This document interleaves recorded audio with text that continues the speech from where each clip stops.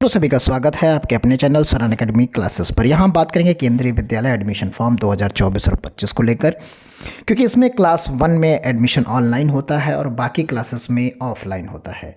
तो यानी दो तरीके के फॉर्म्स मिलते हैं। अगर आपको क्लास 1 में एडमिशन लेना है, बच्चे को कराना है, तो आपको ऑनलाइन फॉर्म भरना होता है।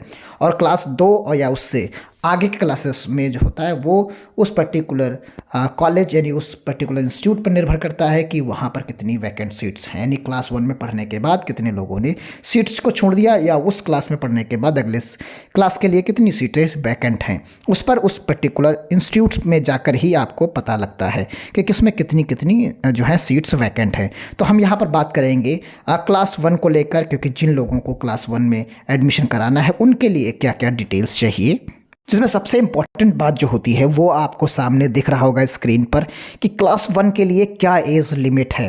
तो ये एज लिमिट आपको देखना है और सबसे इम्पॉर्टेंट देखना है कि ये 31 मार्च को कैलकुलेट की जाती है, जिस साल में आपको एडमिशन लेना है। यानी अगर हम बात करते हैं 24 और 25 के लिए, तो आपको 31/03 और 2024 ये इस डेट से आपको कैलकुलेट करना है कि आपका बच्चा 6 साल से बड़ा है कि नहीं है। 6 साल से बड़ा है तो क्लास 1 के लिए, 7 साल से बड़ा है तो आपका सेकंड के लिए, और 7 साल इसी तरीके से आप देख सकते हैं कि उसकी एज लिमिट डिसाइडेड है कि किसके किसके बीच में होना चाहिए।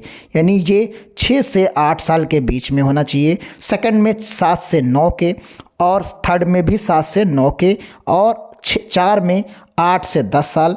और यहाँ इसी तरीके से आप यहाँ पर देख सकते हैं कि 9 से 11 साल, 10 से 12 साल, और इसी तरीके से 11 से जो है 13 साल, 12 से 14 साल, और 13 से 15 साल, और 14 से जो है 16 साल। इस तरीके से आप एडमिशन के लिए यहाँ पर देख सकते हैं कि क्या क्या एज लिमिट यहाँ पर हो सकती है।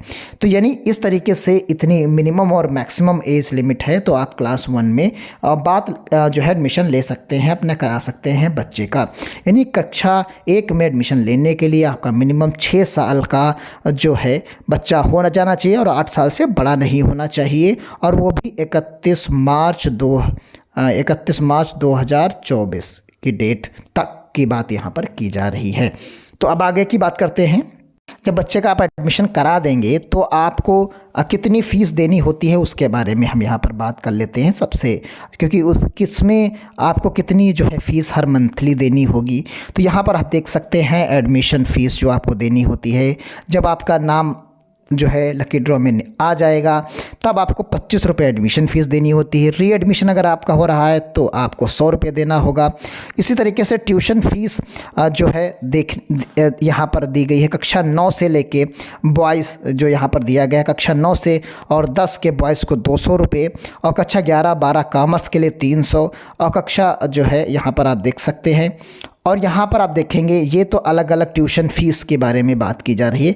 फिर यहाँ पर जो टोटल फ़ीस है कक्षा 1 से लेके और बाकी चीज़ों के बारे में यहाँ पर आप समझ सकते हैं। तो यहाँ पर जो अलग अलग मद में चीज़ें दी गई हैं उनको अगर हम कैलकुलेटेड रूप में बात कर लेते हैं, तो यहाँ कक्षा 2 के लिए, जो क्लास 2 के लिए जो आपको क्लास जो है 2 में या 1 में जो फ़ीस आपको देनी पड़ेगी, क्लास 1 की हम पहले बात कर लेते हैं। क्लास 1 में आपको 500 रुपये प्रति माह जो है आपको फ़ीस देनी होती है, और ये तिमाही फ़ीस जमा होती है, हर तीसरे महीने जमा की जाती है। तो ये 500 रुपये आपको जो है हर महीने होती है, लेकिन आप जब तिमाही जमा करेंगे तो आपको कितनी देनी पड़ेगी, आप समझ लीजिए कि 500 रुपये जो आपको देने हैं वो देने हैं आपको हर माह के रूप में। लेकिन ये एक साथ जमा नहीं होते, हर महीने नहीं जमा होते हैं, ये 3-3 महीने पर जमा होते हैं। इसलिए ये 1500 रुपये हर तिमाही पर हर तीसरे महीने आपको जमा करने होंगे। तो यानी 15 चक्कू 60, यानी 4 बार 4 इंस्टॉलमेंट में देने होंगे। तो यानी टोटल फ़ीस आपको जो है कक्षा 1 की जो है 6000 रुपये आपको देनी होगी। यानी टोटल जो फ़ीस आप देंगे वो कितनी देंगे, 6000 रुपये साल भर की फ़ीस देंगे। तो ये फ़ीस आपकी हो जाती है, यहाँ पर आप देख रहे होंगे। उम्मीद करते हैं चीज़ों को आप समझ पाए होंगे। अब आगे की बात करते हैं इसी में कि कौन कौन से डॉक्यूमेंट्स लगते हैं। तो जन्म प्रमाण पत्र सबसे इम्पोर्टेंट है, क्योंकि जब आप जो है चीज़ों को जमा करने जाएंगे, जब आपको चीज़ें मिलेंगी वहाँ पर, तो ये जन्म प्रमाण पत्र सबसे इम्पोर्टेंट है। फिर निवास प्रमाण पत्र होना चाहिए, बच्चे का पासपोर्ट साइज का फ़ोटोग्राफ, किस कैटेगरी में आता है वो आपको चाहिए यहाँ पर। और उसके बाद सिंगल गर्ल चाइल्ड है तो certificates, employ services certificate. Employ services certificates का मतलब होता है कि आपके पेरेंट्स का किसी डिपार्टमेंट गवर्नमेंट जॉब में है कि नहीं है, वो क्या करते हैं, तो उसकी सर्टिफिकेट्स है। गवर्नमेंट जॉब वालों को प्रायोरिटी यहाँ पर दी जाती है। Child parents and grand parents का रिलेशनशिप सर्टिफिकेट्स यहाँ पर देना होता है।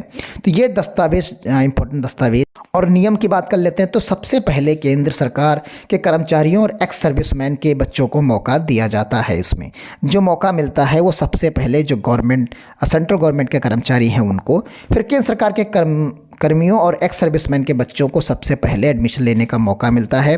फिर उन विदेशी अधिकारियों के बच्चे भी शामिल हैं जो भारत सरकार के इनविटेशंस और डिप्यूटेशंस या ट्रांसफ़र होकर भारत में काम कर रहे हैं। दूसरे नंबर पर प्राथमिकता autonomous body and public sectors undertakings and Bharat सरकार के हायर लर्निंग इंस्टीट्यूट में काम कर रहे उनके बच्चों को मिलती है। इसके बाद राज्य सरकार के कर्मचारियों को एडमिशन के लिए मौका मिलता है। फिर राज्य के में केंद्रीय विद्यालय होगा या वहाँ के पीएसयू या ऑटोनॉमस बॉडी के कर्मचारियों के बच्चों को मौका मिलता है। अन्य कैटेगरी व विदेशियों के बच्चों को एडमिशन दिया जाता है। यानी आप देख सकते हैं ये प्रायोरिटी ऑर्डर दिया गया है कि किसे कितने मौके, यानी कितना प्रायोरिटी दिया जाता है। तो अगर आपके पेरेंट्स, जो बच्चा एडमिशन लेना चाहता है उसके पेरेंट्स अगर गवर्नमेंट जॉब में हैं सेंट्रल या स्टेट के, तो उन्हें प्रायोरिटी यानी उनके 100% लगभग सिलेक्शन तय होता है, उनका सिलेक्शन ले लिया जाता है, उनका हो जाता है।